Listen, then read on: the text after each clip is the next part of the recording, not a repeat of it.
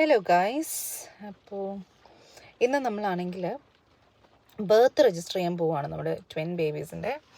അപ്പോൾ നമ്മൾ birth registration വേണ്ടിയിട്ടുള്ള കാര്യങ്ങളൊക്കെ നേരത്തെ ചോദിച്ചിട്ടുണ്ടായിരുന്നു. ഇവിടെ 42 ഡേയ്സ് ഡേറ്റ് ഓഫ് ബർത്ത് കഴിഞ്ഞിട്ട് 42 ഡേയ്സിനുള്ളിൽ നമ്മൾ രജിസ്റ്റർ ചെയ്യണം. അതല്ലെന്നുണ്ടെങ്കിൽ ഹെഫ്റ്റി ഫൈൻസ് ഉണ്ടാവും. അപ്പം നമ്മൾ തിരിച്ച് ഡിസ്ചാർജായി നമ്മൾ ഹോസ്പിറ്റലിൽ നിന്ന് ഡിസ്ചാർജ് ആകുമ്പോഴാണ് അവർ ഡീറ്റെയിൽസ് ഒക്കെ തരുന്നത്. അങ്ങനെ ഡിസ്ചാർജ് ആയി കുറച്ച് ലേറ്റ് ആയിട്ടാണ് ഡിസ്ചാർജ് ആയത്.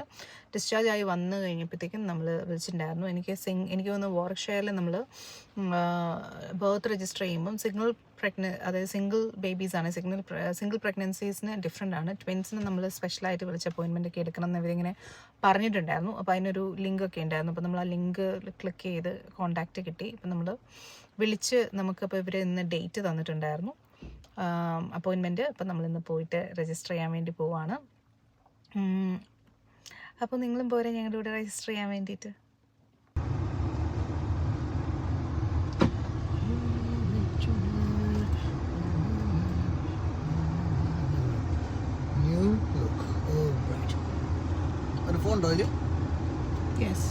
കോണ്ടാക്ട് ലാൻഡ്ലൈൻ ആണല്ലോ. ഇന്നലെ ഇവർ എൻ്റെ അടുത്ത് വന്നായിരുന്നു. വീട് മാറി.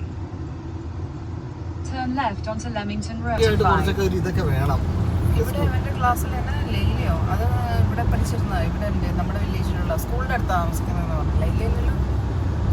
ലൈലയാന്ന് തോന്നുന്നു. ആംബറും അതെ. ആംബർ ഇവിടെ ഓപ്പോസിറ്റ് ലൈലയുണ്ട് ഇവിടെ.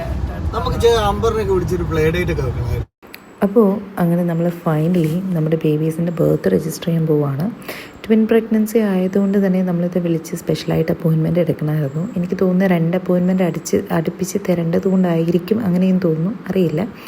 എനിവേ നമ്മൾ ഹോസ്പിറ്റലിൽ ആണല്ലോ ബർത്ത് നടക്കുന്നത്. അപ്പോൾ അവർ കൗൺസിലിൽ റിപ്പോർട്ട് ചെയ്യും. പിന്നെ നമ്മൾ ഡിസ്ചാർജ് ആവുന്ന സമയത്ത് ഇതിന് വേണ്ടുന്ന ഡോക്യുമെൻറ്റ്സൊക്കെ അവർ തരും. എവിടെ വിളിക്കണം, എന്ത് ചെയ്യണമെന്നൊക്കെ ഒന്ന് പറയും. നമ്മൾ വീട്ടിൽ വന്നിട്ട് നമ്മൾ വിളിച്ചിട്ടുണ്ടായിരുന്നു. അപ്പോൾ അവർ നമുക്ക് അപ്പോയിൻമെൻറ്റ് ഡേറ്റ് തന്നു, പിന്നെ ഇമെയിൽ കൺഫർമേഷൻ തന്നു. അപ്പോൾ എന്തൊക്കെ ഡോക്യുമെൻറ്റ്സ് കൊണ്ടുവരണം എന്ന് ഞാൻ അവരോട് ചോദിച്ചിട്ടുണ്ടായിരുന്നു. അവരിങ്ങനെ കാര്യമായിട്ടൊന്നും പറഞ്ഞിട്ടുണ്ടായിരുന്നില്ല. പിന്നെ നമ്മളൊരു വഴിക്ക് പോലെ അപ്പോൾ ഉള്ളതൊക്കെ എടുക്കാം. അപ്പോൾ ഞങ്ങൾ ഐഡൻറ്റിറ്റി പ്രൂഫായിട്ട് നിങ്ങളുടെ ഡ്രൈവിംഗ് ലൈസൻസ് എടുത്തിട്ടുണ്ടായിരുന്നു. പിന്നെ നമ്മുടെ മാരേജ് സർട്ടിഫിക്കറ്റ് എടുത്തിട്ടുണ്ട്. ബേബീസിൻ്റെ റെഡ് ബുക്കും അതുപോലെ തന്നെ ബെയർ കാർഡ്, അത് ഉണ്ടാകുന്ന സമയത്ത് അവരുടെ ഡീറ്റെയിൽസ്, വെയിറ്റ്, ടൈം അങ്ങനത്തെയൊക്കെ ആഡ് ചെയ്യുന്ന സംഭവം അതും എടുത്തിട്ടുണ്ട്. അപ്പോൾ എനിക്ക് തോന്നുന്നു നമ്മൾ മാരേജ് സർട്ടിഫിക്കറ്റ് ഇപ്പം ഫാദർ തന്നെയാണ് പോയിട്ട് രജിസ്റ്റർ ചെയ്യുന്നതെങ്കിലാണ് മാരേജ് സർട്ടിഫിക്കറ്റ് വേണ്ടുന്നത്. 2 പേരും കൂടി ചെല്ലുകയാണെങ്കിൽ മാരേജ് സർട്ടിഫിക്കറ്റിൻ്റെ ആവശ്യമില്ല. പക്ഷേ എന്നാലും പോവല്ലേ, ഒരു വഴിക്ക് പോവല്ലേ, എടുത്തേക്കാന്ന് വിചാരിച്ചു. ഗബ്രുവിൻ്റെ സമയത്ത് ഡയസോട്ടിക്ക് പോയിട്ടാണ് രജിസ്റ്റർ ചെയ്തത്. മാരീഡാണ് എങ്കിൽ മാരേജ് സർട്ടിഫിക്കറ്റ് ആയിട്ട് എന്നാൽ ഫാദറിന് രജിസ്റ്റർ ചെയ്യാം. അല്ലാന്നുണ്ടെങ്കിൽ അമ്മ ചെന്നാൽ തന്നെയാണ് ബർത്ത് രജിസ്റ്റർ ചെയ്യാൻ പറ്റുക. ഈ പ്രാവശ്യം നമ്മൾ 2 പേരും പോകുന്നുണ്ട്. ഞാൻ കഴിഞ്ഞ പ്രാവശ്യം പോയില്ലല്ലോ. അപ്പോൾ അതിൻ്റെ കേട് തീർത്ത് ഈ പ്രാവശ്യം ബർത്ത് രജിസ്റ്റർ ചെയ്യുമ്പോഴത്തേക്കും പോകാമെന്ന് വിചാരിച്ചു. അത് നമുക്ക് രജിസ്ട്രേഷന് വേണ്ടിയിട്ട് കിട്ടിയിരിക്കുന്ന ലൊക്കേഷൻ എന്ന് പറയുന്നത് റഗ്ബി ലൈബ്രറിയാണ്. ഞാൻ ആദ്യമായിട്ടാണ് റഗ്ബി ലൈബ്രറി വരുന്നത്. ഞാൻ യൂഷ്വലി കൊവൻട്രി ലൈബ്രറിയാണ് യൂസ് ചെയ്തുകൊണ്ടിരുന്നത്. അപ്പം കാണുമ്പോൾ നല്ല രസമുണ്ട് കേട്ടോ, നല്ല അടിപൊളി സ്ഥലമാണ്. അങ്ങനെ ഞാൻ വന്ന സമയത്ത് കണ്ടതാണിത്. ഇത് റഗ്ബി ബോളാണ് കേട്ടോ, ഒരു ഹ്യൂജ് റഗ്ബി ബോൾ അതിൻ്റെ ഫ്രണ്ടിലുണ്ട്. നിങ്ങൾക്കറിയോ റഗ്ബി എന്ന് പറയുന്ന ഈ സ്പോർട്ട് റഗ്ബി സ്കൂളിൽ അവിടുത്തെ സ്റ്റുഡൻസ് ഡെവലപ്പ് ചെയ്തൊരു കളിയാണ്. അപ്പോൾ അതിൻ്റെ ആദ്യത്തെ ബൈലോസൊക്കെ അവർ സ്വന്തമായിട്ട് എഴുതിയതാണ് കേട്ടോ. അപ്പോൾ അതിൻ്റെയൊക്കെ ഇരുന്നുകൊണ്ടായിരിക്കണം റഗ്ബി ലൈബ്രറിയുടെ ഫ്രണ്ടിൽ ഒരു വലിയ റഗ്ബി ബോളുണ്ട്. പിന്നെ സമ്മർ ആയതുകൊണ്ട് എല്ലായിടത്തും നിറച്ച് പൂക്കളൊക്കെ ഉണ്ട്. ഇതൊക്കെ കണ്ട് നമ്മൾ പതിയെ പോവാണ്. നമ്മൾ കുറച്ച് ഏർലിയാണ്, ഒരു 20 മിനിറ്റ്സോളം നമ്മൾ ഏർലി ആയിട്ടാണ് എത്തിയിരിക്കുന്നത്. അപ്പോൾ എന്തായാലും ലൈബ്രറി വരെ വന്നതല്ലേ. അപ്പോൾ ഞാനിവിടെ എന്തൊക്കെ ബുക്കൊക്കെ ഉണ്ടെന്ന് നോക്കി നടന്ന സമയത്ത് ഇവിടെ നമുക്ക് മെമ്പർഷിപ്പ് എടുക്കാനായിട്ട് ഉള്ള ആൾ ഇരിപ്പുണ്ടായിരുന്നു. അപ്പോൾ ഞാൻ പെട്ടെന്ന് പോയിട്ട് എനിക്കും ഗബ്രിയലിനും ഓരോ മെമ്പർഷിപ്പ് എടുത്തു. കാര്യമായിട്ടൊന്നുമില്ല, നമ്മൾ ജസ്റ്റ് ഒരു അഡ്രസ് പ്രൂഫ് കൊടുക്കണം, കോൺടാക്ട് ഡീറ്റെയിൽസ് കൊടുക്കണം, അപ്പോഴത്തേക്ക് അവർ തരും. അത് കഴിഞ്ഞ് നമ്മളിങ്ങോട്ട് വന്നു. ഇത് കണ്ടോ, ആ ബോർഡിനകത്താണ് കേട്ടോ നമ്മുടെ രജിസ്ട്രേഷൻ ഓഫീസറുള്ളത്.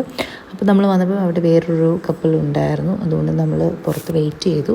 അതിനുശേഷം അവിടെ ചെന്നപ്പോഴത്തേക്കും അവർ പറഞ്ഞു കുറച്ചുകൂടി ഒന്ന് വെയിറ്റ് ചെയ്യൂ, അവർക്ക് ഒരു ഷോർട്ട് ബ്രേക്ക് വേണമെന്ന്. അങ്ങനെ തിരിച്ച് വന്ന് അതിൽ തെണ്ടിത്തിരിഞ്ഞ് നടന്നപ്പോഴാണ് ഞാൻ ഈ കാഴ്ച കാണുന്നത്. നിങ്ങൾക്കറിയോ ഈ ലൈബ്രറിയിൽ മലയാളം ബുക്സ് ഉണ്ട്. ഞാൻ ആദ്യമായിട്ടാണ് UK ഒരു ലൈബ്രറിയിൽ മലയാളം ബുക്സ് കാണുന്നത്. ഞാൻ വേറെ അതായത് ഹിന്ദി, പഞ്ചാബി ഒക്കെ ഗുജറാത്തി ഒക്കെ കണ്ടിട്ടുണ്ട് ഇതിനു മുമ്പ്. പക്ഷേ മലയാളം ബുക്സ് കാണുന്നത് ആദ്യമായിട്ടാണ്. അപ്പോൾ എനിക്ക് തോന്നുന്നു നമ്മുടെ റഗ്ബിയിൽ മേ ബി ഒരുപാട് മലയാളി ഫാമിലീസ് ഉണ്ടാവുമായിരിക്കും, അതുകൊണ്ടായിരിക്കണം ഇവിടെ, എനിക്ക് അറിഞ്ഞുകൂടാ. പക്ഷേ എനിവേ ആദ്യമായിട്ടാണ് ഞാൻ UK ഒരു ലൈബ്രറിയിൽ മലയാളം ബുക്ക്സ് കാണുന്നത്. അപ്പോൾ എനിക്കതിന് ഭയങ്കര സന്തോഷമുണ്ടായിരുന്നു. അപ്പോൾ ഇടയ്ക്ക് വേണ്ടി ഒന്ന് ബുക്കൊക്കെ എടുത്ത് വായിക്കാമല്ലോ എന്നൊക്കെ ഇങ്ങനെ ഞങ്ങൾ പറഞ്ഞുകൊണ്ടിരിക്കുകയായിരുന്നു. അപ്പോഴേക്കും അവർ വന്നിട്ട് വിളിച്ചു. പിന്നെ നമ്മളിങ്ങനെ പോകുന്ന സമയത്ത് നമ്മളുടെ കുട്ടികളുടെ പേരിൻ്റെ സ്പെല്ലിങ്ങൊക്കെ നമ്മൾ കറക്റ്റായിട്ട് ഡിസൈഡ് ചെയ്ത് വേണം പോകാനായിട്ട്. അവിടെ ചെല്ലുമ്പോൾ അപ്പോൾ അതൊക്കെ ഈസി ആയിട്ട് നടക്കും. ഇൻ കേസ് ഇനിയിപ്പോൾ നിങ്ങൾക്ക് നെയിം നിങ്ങൾ ഫൈനലൈസ് ചെയ്തില്ലെങ്കിൽ പോലും ഈ 42 ഡേയ്സിനുള്ളിൽ നിങ്ങൾ രജിസ്റ്റർ ചെയ്യണം. അതിനുശേഷം നമുക്ക് 1 ഇയർ ടൈമുണ്ട് പേര് ഫൈനലൈസ് ചെയ്ത് ബർത്ത് സർട്ടിഫിക്കറ്റിൽ ആഡ് ചെയ്യാൻ വേണ്ടിയിട്ട്.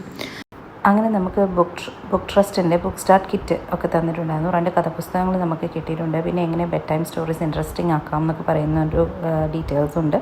അതുപോലെ തന്നെ ചൈൽഡ് ബെനിഫിറ്റ് ക്ലെയിം ചെയ്യാനായിട്ട് അതെങ്ങനെ രജിസ്റ്റർ ചെയ്യണം എന്നുള്ള ഡീറ്റെയിൽസും നമുക്ക് തന്നിട്ടുണ്ടായിരുന്നു. ഇനി ചൈൽഡ് ബെനിഫിറ്റ് നമ്മൾ ക്ലെയിം ചെയ്യുന്നില്ലെങ്കിൽ നമുക്ക് നാഷണൽ ഇൻഷുറൻസ് ക്രെഡിറ്റ് ക്ലെയിം ചെയ്യാം. അതിന് ഞാൻ ഈ രജിസ്ട്രേഷൻ ചെയ്യുന്ന സമയത്ത് അവർ നമുക്കൊരു സ്പെഷ്യൽ പെൻ തന്നിട്ട് അത് വെച്ച് തന്നെ സൈൻ ചെയ്യണമെന്ന് പറഞ്ഞിട്ടുണ്ടായിരുന്നേ. അത് ഇപ്പോൾ ഞാൻ ചോദിച്ചു എന്താ കാര്യം, അപ്പോൾ അവർ പറഞ്ഞു ഇത് രജിസ്ട്രാർസ് പെന്നാണ്, അതിൽ രജിസ്ട്രാർസ് ഇങ്കുണ്ട്. അപ്പോൾ ഞാൻ ചോദിച്ചു അതിൻ്റെ സ്പെഷ്യാലിറ്റി എന്താണെന്ന് ചോദിച്ചപ്പോഴാണ് അവരെന്നോട് പറയുന്നത് ഈ ഇങ്ക് ഫെയ്ഡ് ആവില്ല, ഓവർ ദി ടൈം ഇത് ഡാർക്കർ ആയിക്കൊണ്ടിരിക്കുമെന്ന്. എനിക്കതൊരു പുതിയ അറിവായിരുന്നു കേട്ടോ.